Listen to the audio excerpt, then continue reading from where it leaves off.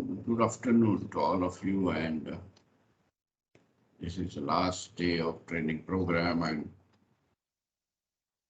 I will be giving this last lecture to you, and this is about what are the potential source of disaster under warm climate, particularly in the Himalayan Cryosphere. We will look into the various aspects and various risks. So we will start from one of the disaster which has taken place very recently, last year in RISHIGANGA Valley, and it was particularly taken place during the winter time, and the sky was very clear. So people thought, where from it has come? And it is reasonably a new form of risk for communities or the infrastructure which is being developed into the mountain. So in that sense, it is worth looking at it. I'm sure earlier talk which is given by Ashim would have probably covered this aspect quite reasonably well, but I thought I can talk for a few minutes on this aspect, so that what I feel and how we can address some of the issues in future can also be discussed with you. So we know this is glaciated terrain of Uttarakhand, and this is river Bhagirathi and river, this is a Gangotri glacier, and Bhagirathi river originates, and then this is Alaknanda. So these are various rivers. So this is the Dhauliganga river, and somewhere here is a Nanda Devi National Park, and Nanda Devi Peak is there, and this is the Nanda Devi glaciers and other glaciers from where Rishiganga river enters. This is the Rishiganga enters into the, and eventually meets the Dhauliganga river. So this region, which has experienced the flash flood in last year. So what has really happened? This is something which is reasonably new phenomenon, and even though it is many times observed in other parts of the globe, but thanks to the availability of satellite images and big international intervention, we know reasonably well what has happened. So if you look, what really happens is, this is one photograph which is taken in Spiti Valley, and you can see that two things have happened in this. That this is a hanging glacier. That means this glacier is not extending into the valley, and the base of glaciers is hanging. That means it is abruptly hits. Another thing also you can look into this is that amount of concentration of ice, which is much more, it appears, depending upon slope and other things, as compared to the higher region. That means this is a bottom heavy glaciers, that is most of the hanging glaciers are bottom heavy. And this is quite unusual, because if you look into the valley glaciers, the glacial terminus is not very thick, because the amount of melting is very large at terminus, and because of that, and because of the way glacial movement takes place, somewhere in the middle, glaciers are very large, and as they move towards the terminus, its thickness is reduced. But in this particular case, it is not so. It has bottom heavy. That means there is a natural pull downward. So this is a photograph you can see, and similar thing was also observed when the satellite pictures were taken. You would have seen these pictures earlier, and this is a February satellite image. You can see here is this is the place where this disaster or this flash flood has taken place. So you can see here this is a some sort of fissure is developing, and February.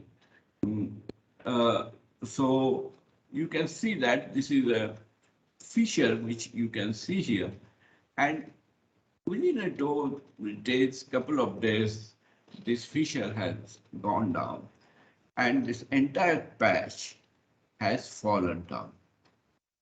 So, and it has caused the flash flood in RISHIGANGA, which is not far away, maybe 15, 20 kilometers downstream. And it has fallen over here, and then it has moved throughout the valley, and it is process. It has created flash flood, which is downstream. We can look into that, some of these things. But you can look into what technological interventions are possible for us to do. We know that disaster has taken place. But what we can do? So you people, you have worked on a HIGTHIM tool, which is developed by us, where we use the laminar flow method. So if you know the velocity, you can estimate how much is the volume of ice stored into it. So if this is a glacier about which we are talking here, and this is glacier we are talking, so we can apply this technique here and estimate the spatial distribution of ice thickness. So what you can essentially see is this ice patch, which has really vanished, or it has come down on the previous slide, whatever has lost, how much is the ice content in it? That you can do by using this method. I'm sorry. So, oh no. Okay, by using this method, we can do it. So what you can see here is that this entire, it has the ice of our model suggests that 6.86 million cubic kilometer. So, and also you can see it has 39-degree slope. That means it is reasonably steep slope is there. And also you can see is a maximum thickness which is greater than 40 meters is at bottom. It really suggests to you that this is a bottom heavy hanging glaciers. And so many of you, you want to know where this is likely to take place in future. You can look into this kind of technique where you can map the hanging glacier by using high resolution satellite images and by using various techniques. Not necessarily here the velocity is estimated by using Posigo technique, and not necessarily you can use the same technique. You can do it some other technique and interferometric technique and estimate the velocity of glaciers and find out its thickness of volume. So you will probably able to tell which are the potential sites in future. We need to do further investigation to assess the risk for the people who are living in those regions or infrastructure like hydropower plants and other things is happening. Hydropower plants are generally highly vulnerable, essentially because they are in the valleys. They are at the river bed, therefore they are obviously more vulnerable for this. So you can do that. You can also do is to calculate how much is total mass of volume is detached from the rock. So you can see this work done in Indian Institute of Remote Sensing at Dehradun. So you can see that this is a DA which was taken the before event has occurred because you have taken satellite images you are having satellite images taken continuously over a period of long time. So you take the previous satellite images and you take the satellite images after that, and you get you estimate, you prepare a digital elevation model or DEM, and that DEM, when you subtract, you will get the amount of, you know, uh, mass is moved in downstream. So what you can see is total mass, which is really moved out of that place, is the 25 million cubic meter.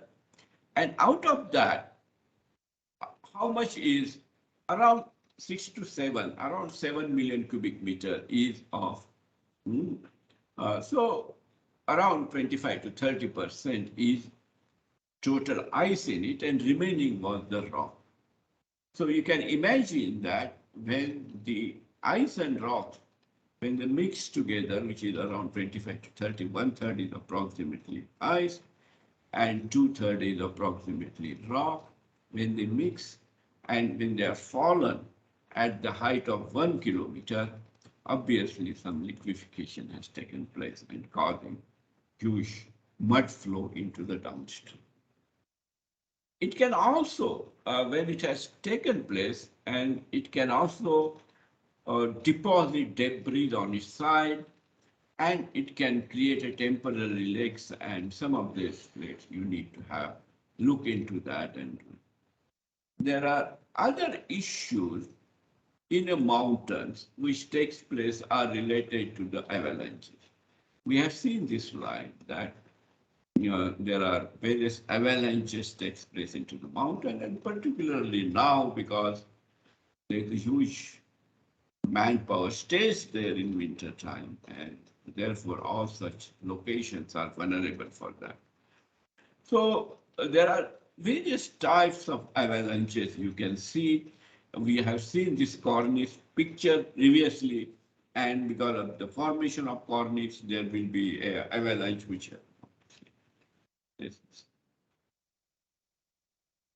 So we have seen this picture about the formation of Cornish, and Cornish fall down, and it can lead to the avalanche, which is a rapid movement of snow and ice in the thing. So there are good efforts in India has been made to map those regions where these avalanches can take place. So this is work which is done by Snow and Avalanche Study Establishment in Manali, and of course now it is slightly named differently. It is in a different lab name, but it is done. In addition to that, there is also forecasting given for avalanche, depending upon the previous snow in that region and meteorological parameter and new snowfall. All this mixed together and modeled, which is based upon essentially the slope, idea of slope, how much slope any, how much thickness of snow can remain on a slope, given slope, and after it increases a certain volume, the slope failure takes place and avalanches takes place. We will not go into details of those things, but this is very well-developed science, and you can look into some of the standard things. Another risk, see, I'm trying to tell you what are the different risks into the mountains because of climate change. And another thing can happen, what you have seen in Kedarnath. I'm sure Ashim's slide show you something, but let us understand what has it. This is slightly different type of risk than until now we have discussed in this. So this is Kedarnath temple, and these are some of the houses which remains there, and this is how it looks like before this disaster has taken place. So what has really happened in this? What has really happened is on 17th June 2013, you can see that there's a convergence of system. That means this is very unique meteorological phenomena has taken place. And there was a western disturbance, and there was also monsoon penetration in this system. So the warm system, which is coming from a peninsular side or Bay of Arabian Sea, is coincided with a system which is coming from Central Asia, which is cold, and that convergence zone has created a huge precipitation into Himalayan regions as well as its foothills. It is not very uncommon to have such kind of weather system into Himalaya. Neither it is very uncommon to have such a precipitation. But one thing is certain, the region is receiving significant precipitation much for almost a week or 10 days before June 17th. So the 17th was really significant. Then what happened is, you can see that this is a origin of river Mandakini, and this is a glacier, glaciers with, I think, which has one, what is its name, I've forgotten. So this is the glaciers, and what has really happened is these glaciers have, glacier is a little bit up, but this is a lateral moraines of the glaciers. And this is how river Mandakini is originating from here. And this is another side, the lateral side, the another stream is coming, and sometimes people used to call this as there was a small lake here, which they used to call a Gandhi Lake or something like that. So because of the heavy rain at that time, there's the lateral moraine. Moraines are nothing but the loose material rock. Huge, there was a landslide at that lateral moraine, and it had blocked the way of the small stream which is coming here. So because of it blocked its way, a little bit bigger lake has taken place. So there's a bigger lake taken place, and what happened is, over a time of 12 to 14 hours, huge amount of water was turned. There was a small lake bed, but that natural flow was blocked because of the collapse of lateral moraine. And then what happened is, it is that broke its barrier, and then river Mandakini came down. And instead of Mandakini taking this path, it changed its course and it came into another path and directly hitting at the temple site. So what is the idea? The idea in this is, since Himalayan glaciers are retreating, they are creating a huge deglaciated valleys. And when that huge deglaciated, and along with that, they have a lateral moraines. So these are the lateral moraines of glaciers. And depending upon the topography of that region, it is quite possible that lateral moraine under extreme weather conditions like a rainfall, they can create a landslide, which is nothing but very loose material, and obstructing stream they are going. So this is a one way, is a phenomena related to any small stream blocked because of the landslide. But here since the rock itself is extremely loose, and it is quite unusual to have a very heavy rainfall on glaciated terrain, and that is probably happening in these days because of the changing climate. So at very high altitude, 4,000 meter, normally you don't get heavy rainfall. You predominantly get snowfall, or even if it is rainfall is there it is very light in nature, but looks like the region has received heavy rainfall, causing huge disaster down. So idea behind this is you should also look for those regions which can potentially, under this extreme or cloudburst condition, can lead to the landslide and block the streams and cause the flash flood. In that you may not be able to do, because this can happen everywhere in the Himalayas.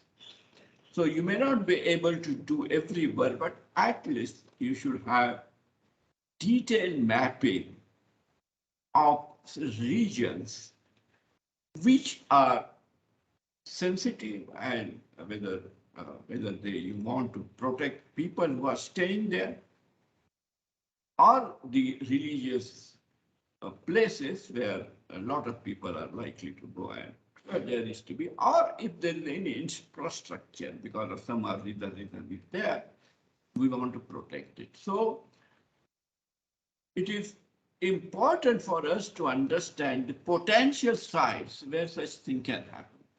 So this is new. You should look at it, and some of you who are doing your doctoral work or your master work, you can take such kind of studies to understand potential site for future this. Another thing I want to talk to you about, the flash flood in the Satluj basin, which has taken in June 26, 2005. So we call it as the Paruchu Lake. You know, many of you must be aware of this disaster.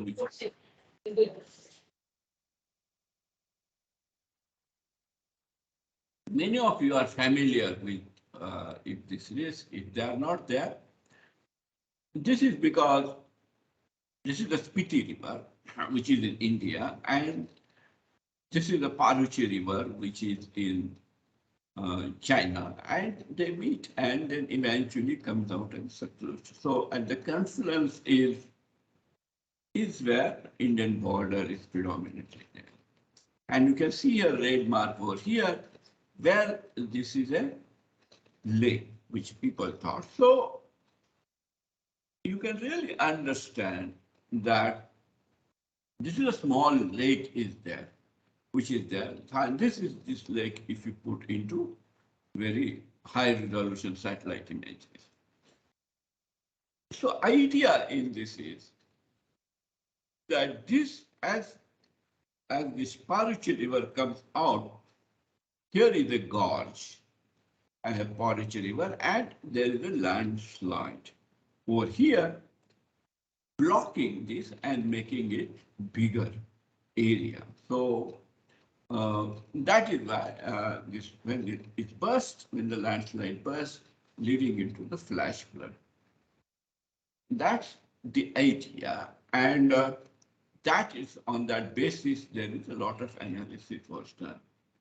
So even though, remember, this flash flood has taken place 2005, if you look into 2004, you can see that this is quite common in a Paruchi Lake, where some amount of accumulation of water takes place. So you can see it May 29, July 2, and July 11. So you can see that there is some mark here of fresh landslide. In July, 4 satellite images, and there is accumulation water. It has bursted. It has significantly reduced its water by July 11. But in 2004, there was no flash flood. Flash was only in 2005. So, if you key question is whether this is the only source of water in Parochius or not. So,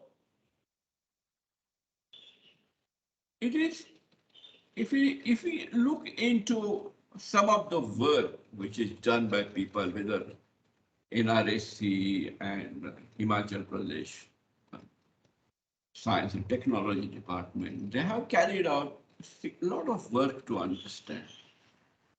So what is analysis, which was subsequently published in papers also, suggests is that at its maximum, the lake was 2,100 meters long, so 2.1 kilometer long, 1.1 kilometer wide, and about 40 meters in store.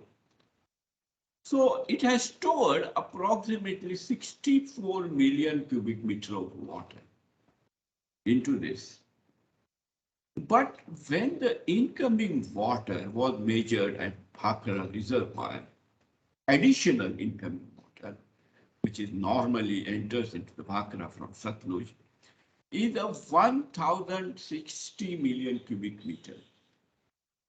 So the storage of lake is only 64 million cubic meter, but additional water which is received at Nangal is 1,060 million cubic meters. So where from that additional 1,000 meter of water came? 1,000 million cubic meter of water came. That is in still question, which is unanswered. And to me, it really always remains a challenge to understand that how huge flash flood can take place, because so it is not adding everything together. It means, how do we explain this? Because the source of water which we have identified is only 64 million cubic meter, but we receive 1,060 million cubic meter. And this is a measurement, 1,060 is a measurement which is done by hydrograph at Rampur and at Accra, so other sites.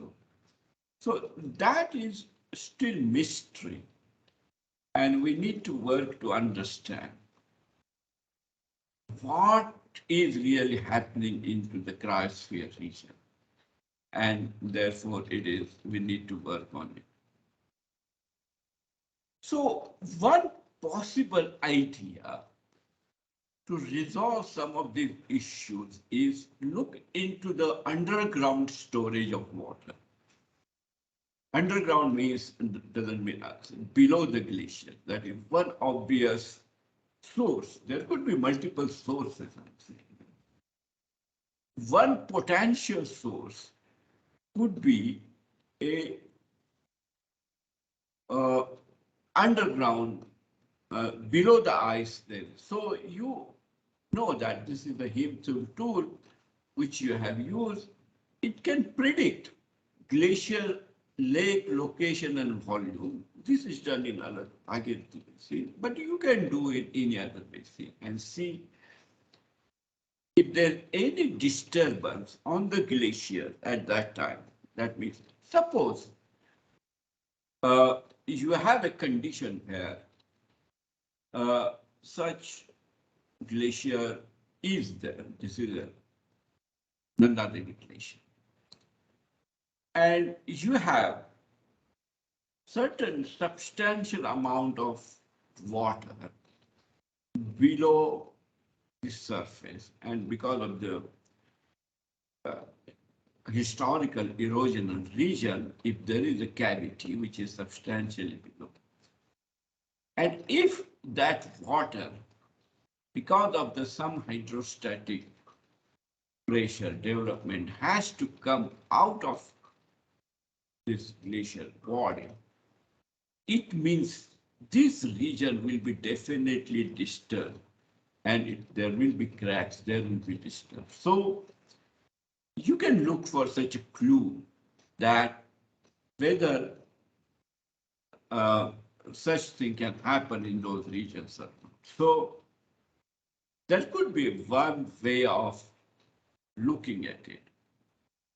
So there could be numerous ways by which we need to explain it.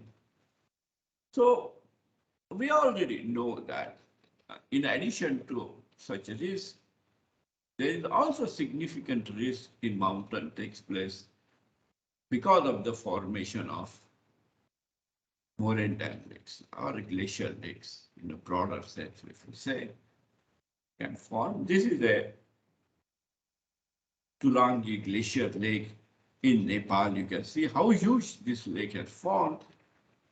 Whether it will create a risk for community or not is a different issue.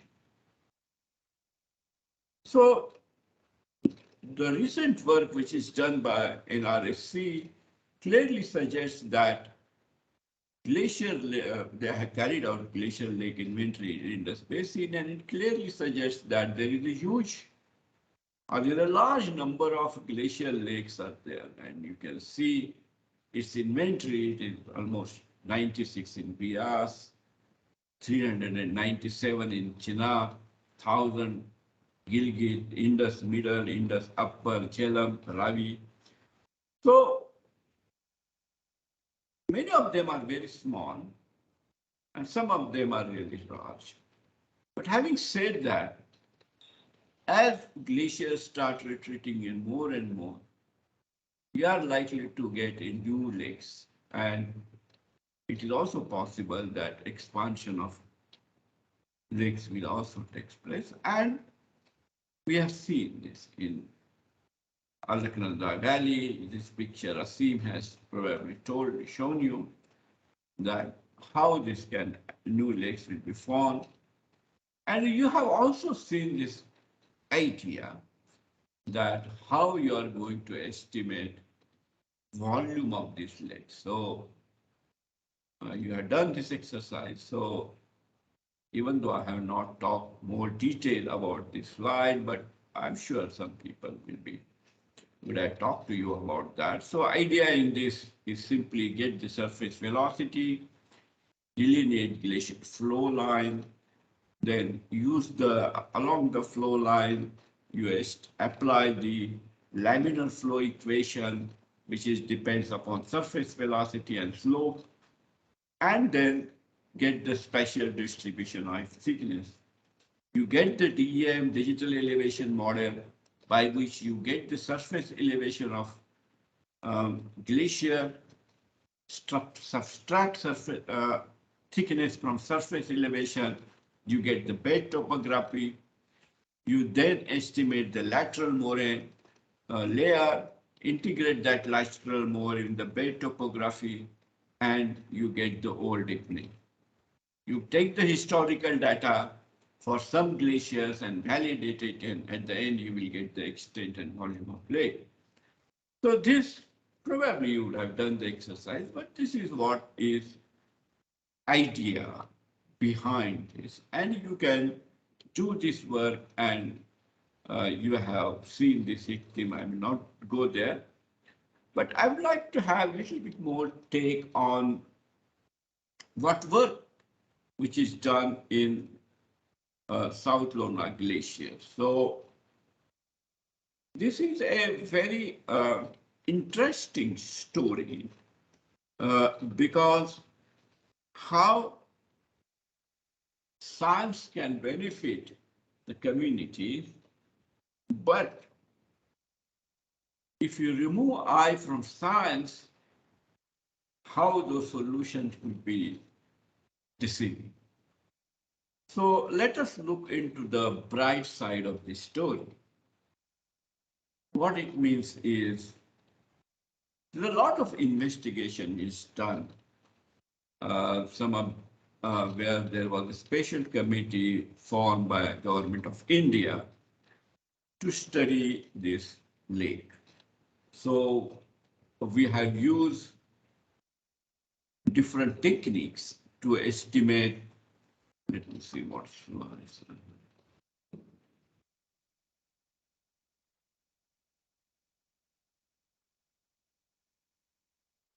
1 minute.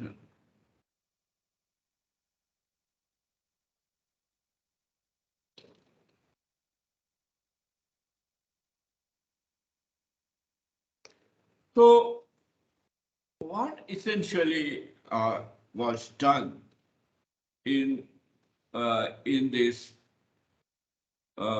program is we have gone into the field and estimated depth of Glacier Lake. So and also using HIGTHIM, we estimated how much it will expand in future. So the current quantity of this lake is, when Remya did the work in year 2019, was 60 million cubic meter, where half of the glacier was done by field investigation, and then by using laminar flow and interpolation, we estimated how much is total volume in year 2019, and it is 16 million cubic meter. And then we applied our model to understand how much it will expand, and it is likely to be expanded in peak of its expansion. It could be a 90 million cubic meter. The significant work was also done to understand how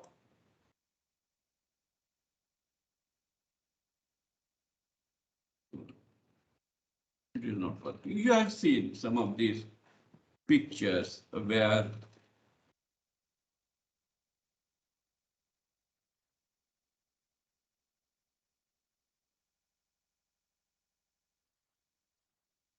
it's like it is not working. Anyway, so you can calculate how much you have already seen some of this thing, how long it will take that flash flood to come under different conditions. Yeah, it's working now. So it can tell you how much time it will take for flash flood to come down. So you can do that kind of work and assess how the communities will be affected because of that.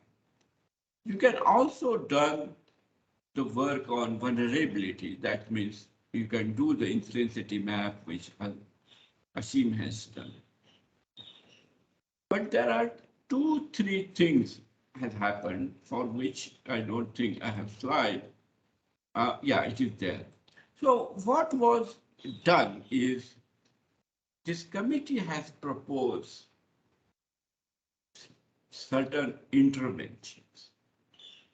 How that intervention was proposed based upon the detailed field investigation. First thing we did was we estimated the bottom topography or bathymetry of this lake. And then we carried out resistivity survey to understand how much is ice below the moraine. So you understand one thing is the moraine is a landform where on the surface it has rock, but its core likely to be ice. So it is important for us to understand how big is ice below the debris cover. That is very important because it is easiest solution to resolve this problem is to expand this outlet channel.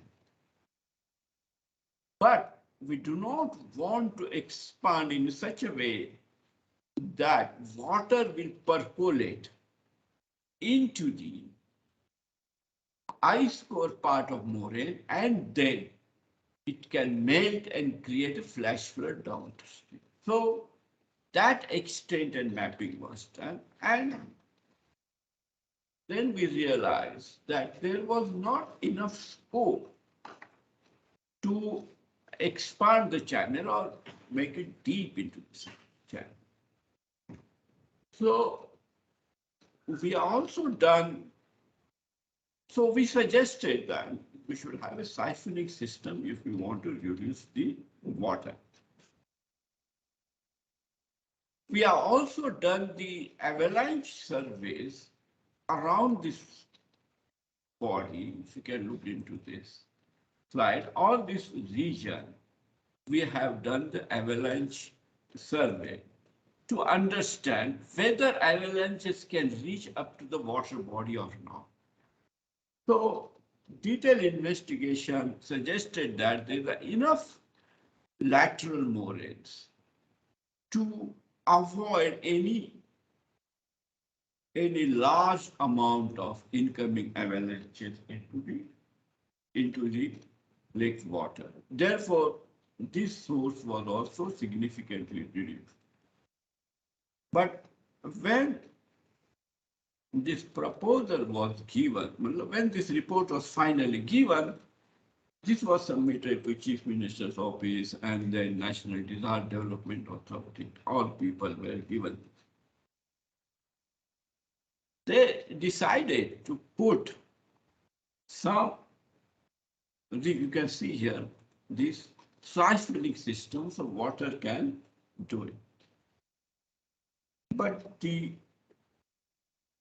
we have not, that report has not carried out how much is incoming water into the lake.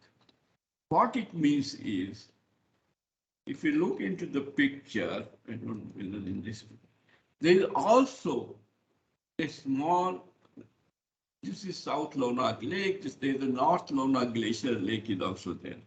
And that water enters into this lake.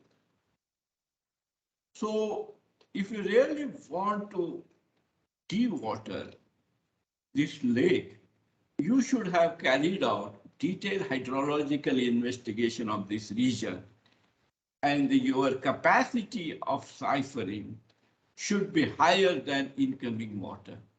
Then only you will start the de-watering.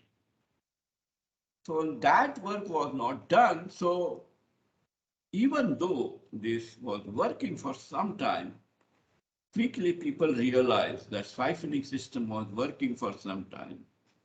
Quickly people realized that there is no de-watering is taking place.